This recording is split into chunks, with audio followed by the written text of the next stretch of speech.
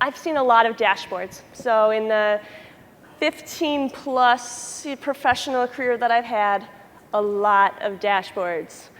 Balanced scorecards, sales dashboards, operations dashboards, project management dashboards, and of course, marketing dashboards. And in all of that time, I've learned two important things about dashboards. One, most dashboards suck. Two, if you want to have fantastic dashboards, you can actually make your dashboards a lot better by really only doing a handful of key principles are going to help make your dashboards better. And when I say dashboards suck, I'm not being judgmental, because I assure you that all of my dashboards sucked until about 6 years ago. And the turning point was an eMetrics conference. And I was listening to a session from Clint Ivey. Anybody know Clint Ivey? Yeah, he used to, at the time he was working for Disney, but he has a great blog called Instant Cognition. And he was doing a presentation about data visualizations and about how with only a few changes you could make your graphs really sexy. And I was fascinated. I thought it was fantastic. And then he challenged the audience. And he said, the quality of your reports speaks directly to your credibility as an analyst. And then he asked us, what do your reports say about you? And ever since that time, I've never been able to look at any report the same way. And I always am thinking about every one that I put together. The good enough sort of no longer works for me, because I know that it's a reflection of me.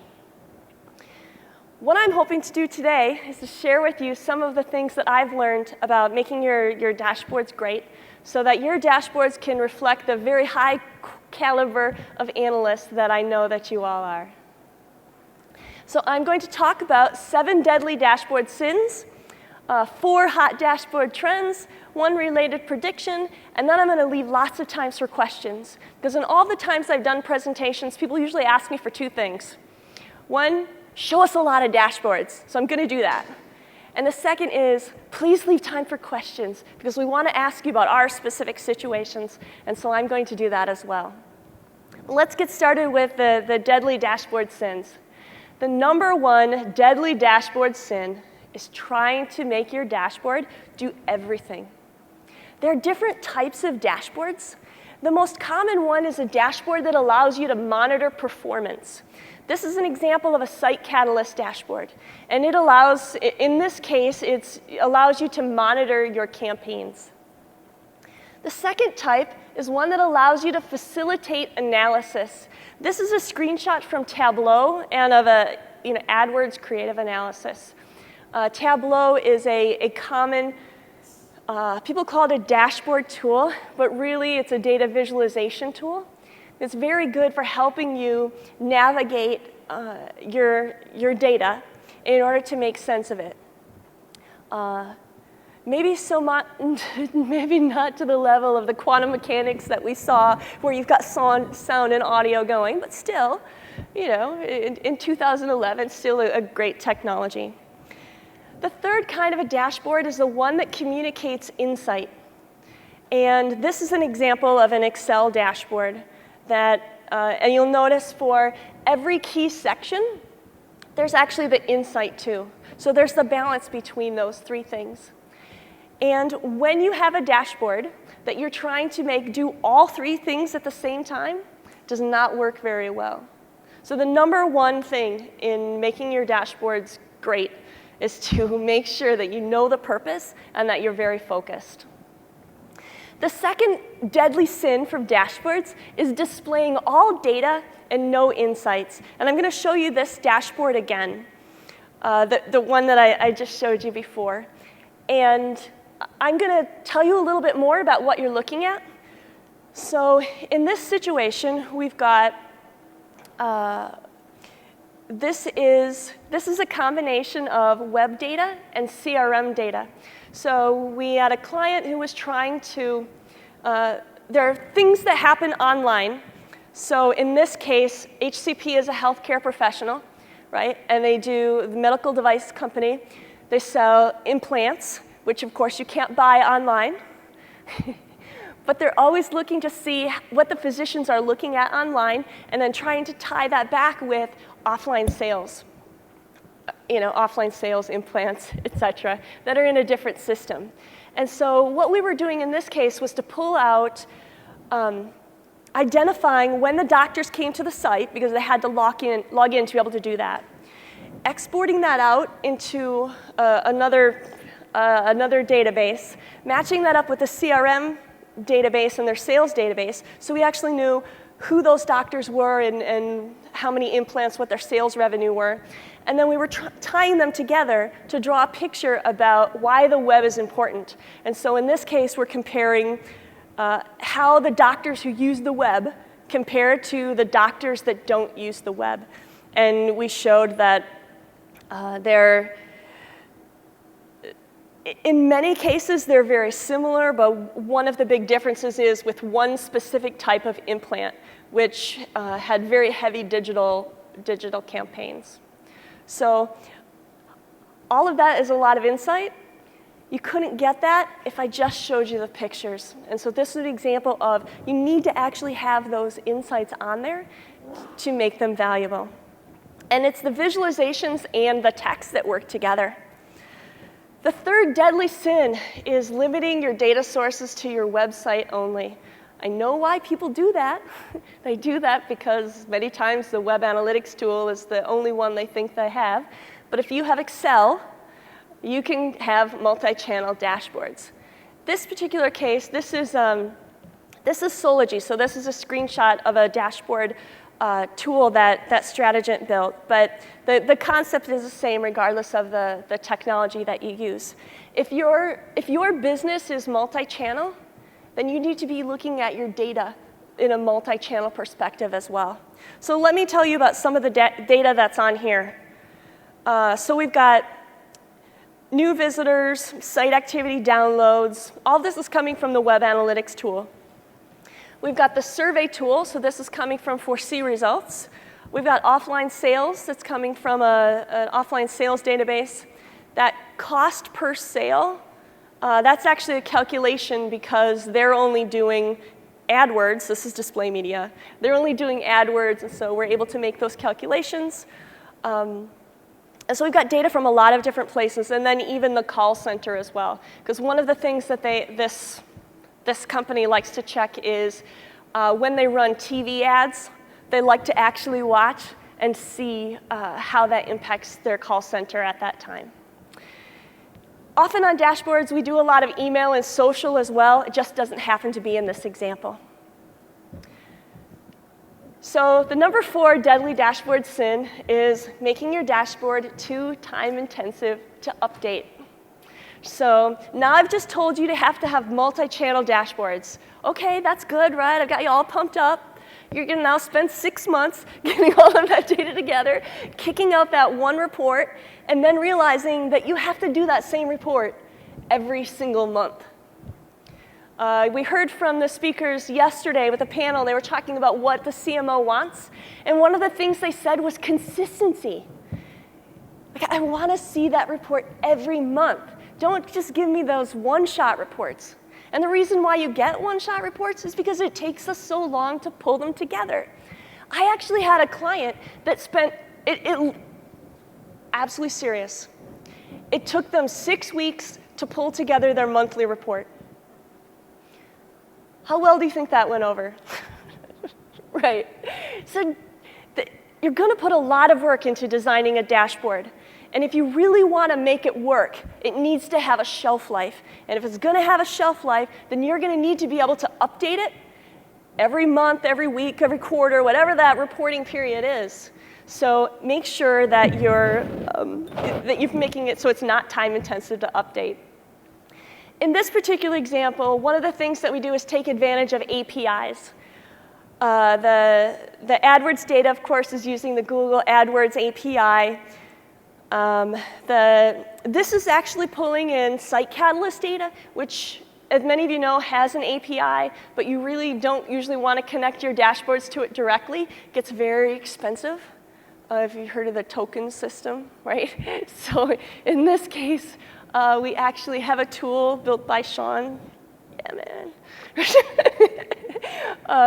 We have a tool that allows us to identify, which of our clients, which reports they need to see, and then it goes out every night, pulls that data down into the database, and it displays it into the dashboard. So we're able to be as economic as possible with how we're using the Site Catalyst API. There are other things that you can do that are not necessarily APIs, but things that you can do in the back end. The 4C results data, for example, that is a daily export of a CSV file, goes to an automated, right? Goes to an SFTP site. We have a script that grabs it, pulls it down, parses out the data that we need, drops it in the database, ta-da, shows up in the dashboard. So pretty much, if you can get the data out of the tool, even if it's CSV scheduled reports, there is a way to automate it and get it into your tools as well. And this one is Sology, but there are other ways. Even if you're using Tableau, as long as you can get that data in the back end, you're going to be able to display it in a way that's automated. And like I said, you can automate a lot more than you would think. This is an example of a social media version of it. The social media dashboards are usually easier to automate because they have a lot of APIs. This one has Facebook data, YouTube data, Twitter data, some RSS feeds, et cetera. All right, number 5.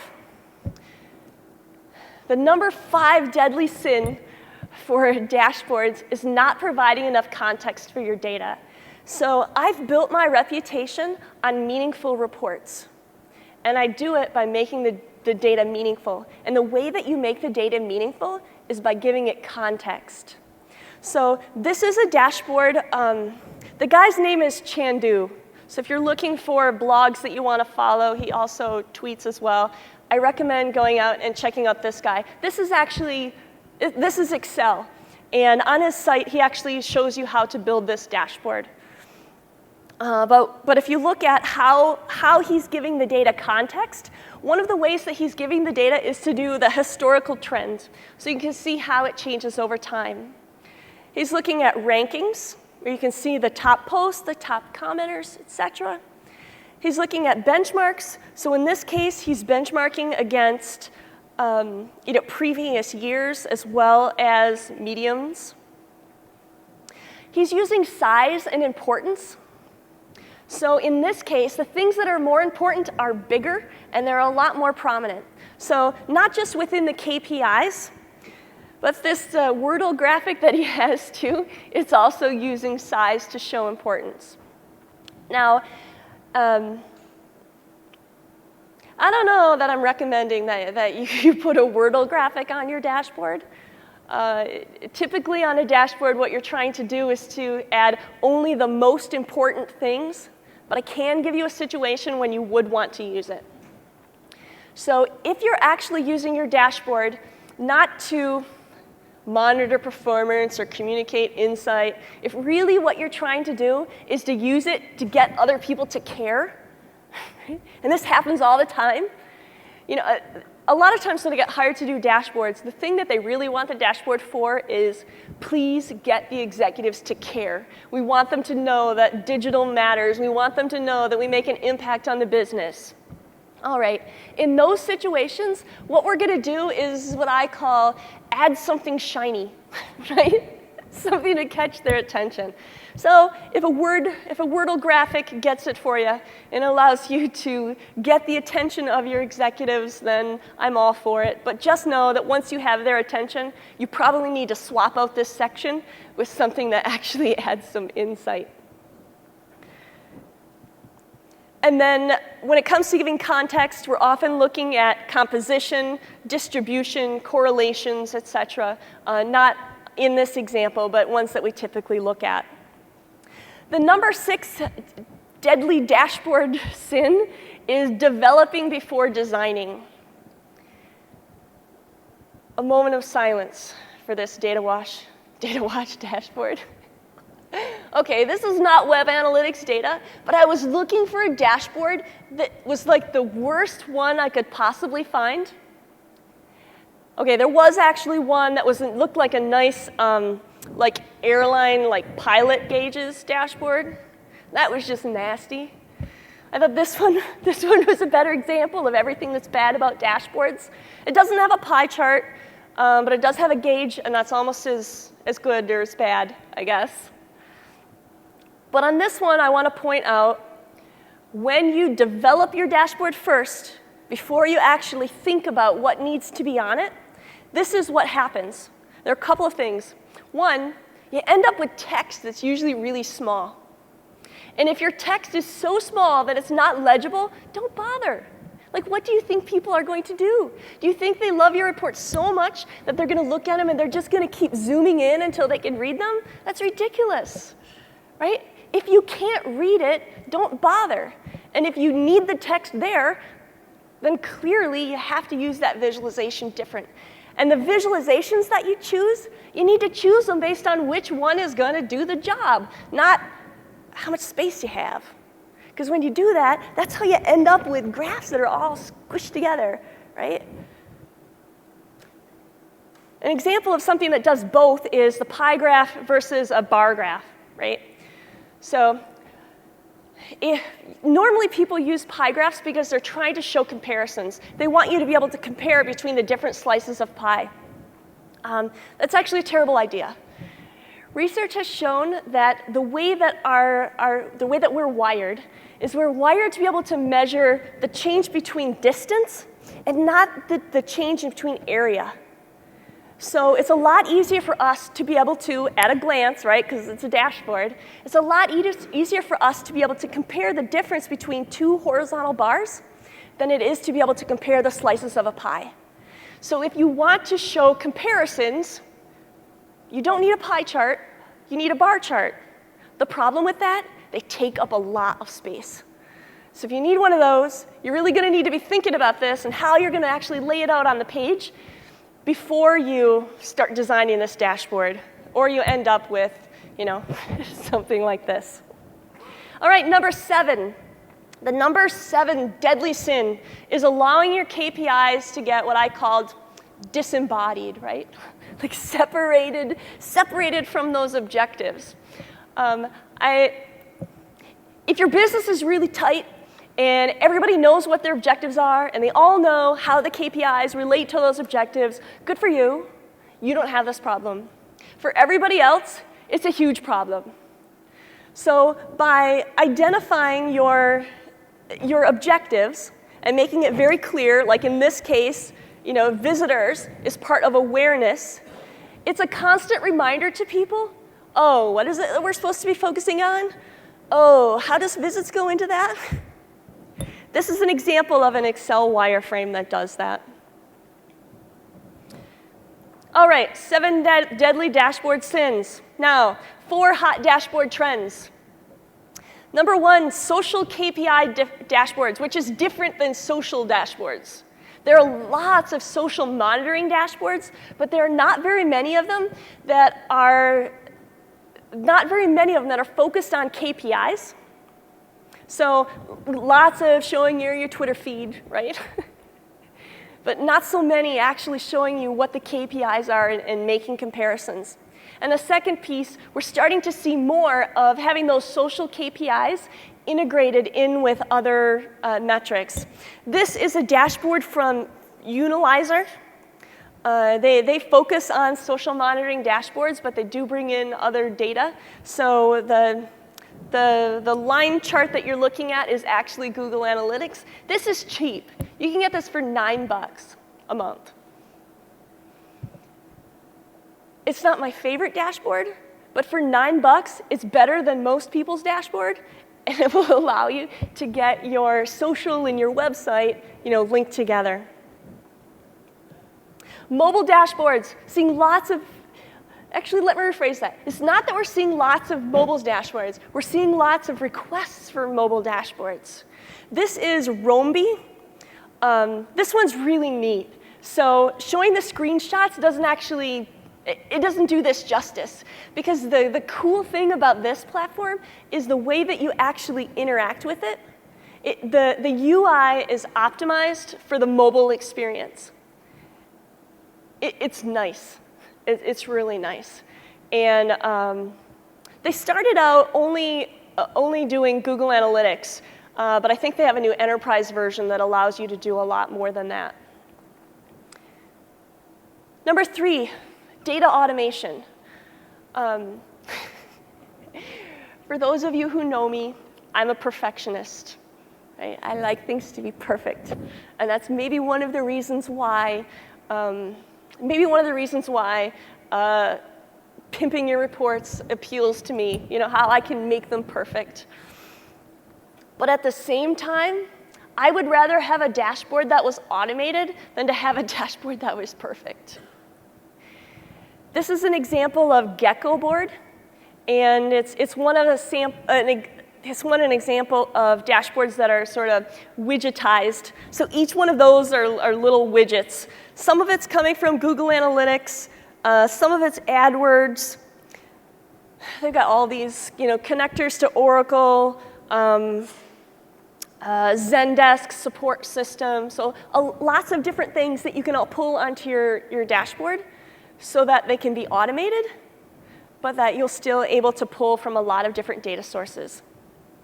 And then number 4, we're seeing more what I call a focused insight.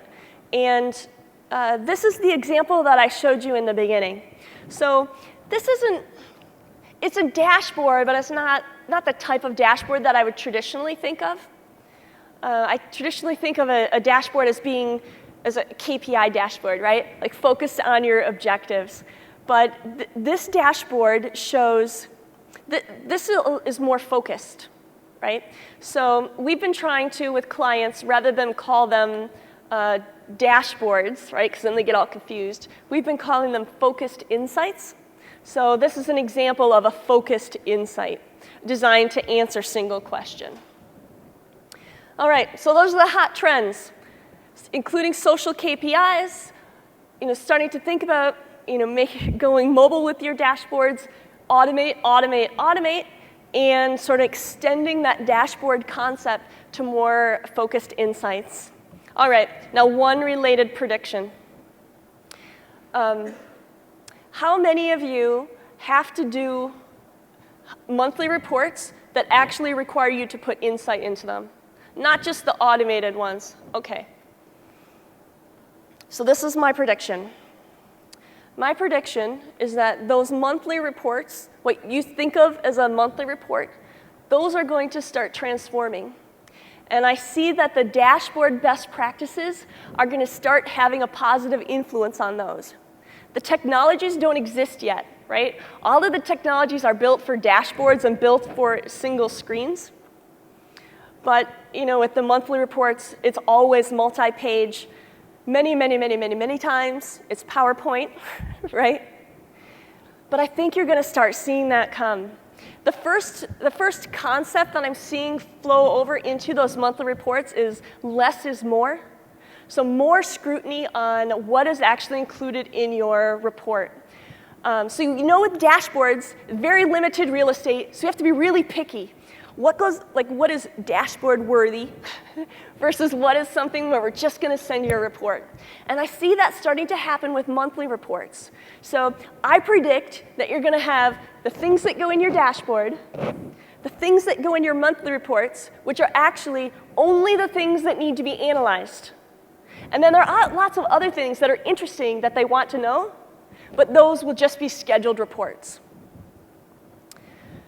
A visual overview. So dashboards are very visual. It's one of the things that make them dashboards. But I'm starting to see the monthly reports be a lot more visual, even the ones that are done in Microsoft Word. So this is really a challenge, because when you're designing it, if you don't have any visual sense, if you're designing a dashboard, good news, someone else will design it for you. They only have to do it once and you're good. The bad news is these monthly reports, you have to do by yourself every month. No designer is going to step in and out. So I predict that there's going to be a bigger need to have people understand graphic design and be more thinking about how to lay things out on a page to tell a story. Just back for a second, one of the other things that I think is going to happen is I think you're going to start seeing in monthly reports that they'll actually start with a dashboard, that there will be a view of all of the channels, in one place, that concept of one view. The third is we'll start balancing automation and insight. So traditionally, many people think of dashboards as being like all automated, no insight. And monthly reports are no automation, mostly insight, right? I think we're going to start to see that balance out. And I think you're going to start to see, even though the technology doesn't totally exist yet, I think you're going to start to see the monthly reports change so that even with PowerPoint, you have some automation in there. And I'm going to give you an example. So this is an example of a registration funnel. This is a PowerPoint slide. All of the data in this slide is actually automated. So even the little funnel graphic, right? Those are just tables with the funnel overlay. Sort of like, there are 5 tables that make up this slide, and these are all connected to an Excel spreadsheet using that linking functionality. Right? So when you update your Excel spreadsheet, it actually updates your beautiful PowerPoint slides. And you don't need any extra money as long as you have Excel. This is something that you can do. And then finally, a new definition of the executive roll-up. I was at a client meeting, and the client was talking about all the things they've done with analytics. And there was the most senior executive in the room. And they were looking at some of the insights that they've learned sort of across the business units. And the executive said, wow, this is really great. When is this going to go live? Like, this is live. All of this stuff is real, right? We've been sending this out. It's like, I've never seen this before. And the next senior VP says, yes, I send you the dashboard every month. It's included in the reports. There's a very big difference between a dashboard executive roll-up and one that's actually rolling out those little pieces of wonderful nuggets and rolling those up to the executive level. That's going to be a challenge, but it's something that I think you're going to start seeing more of. This is an example of one of those insights. So I didn't want to show you the brand, so I blocked that stuff out. The data is not real, but I was trying to give you a real example of what one of these visual insights might actually be as it appears in a PowerPoint slide, where you have your title, you have your most important message, your key finding is actually the subtitle, and then you're making a recommendation. This one happened to do with using email to promote Facebook. There. So my prediction for those of you who do monthly reports that require insights is that I predict that those are going to need to be overhauled. And it's going to be really painful, but the result is going to be excellent. Because I think then the dashboards and reports and things that you're working on, you're going to be able to drive more into the organization, and you're going to get a lot more for them. So 7 deadly sins, 4 hot dashboard trends, 1 related prediction. And before we go to questions, let me leave you with one question. So the quality of your reports speaks directly to your credibility as an analyst, right? Dashboards are probably your highest profile report. So my question is, when you go home, how are you going to change your dashboards so that they reflect the caliber of analyst that I know that you are?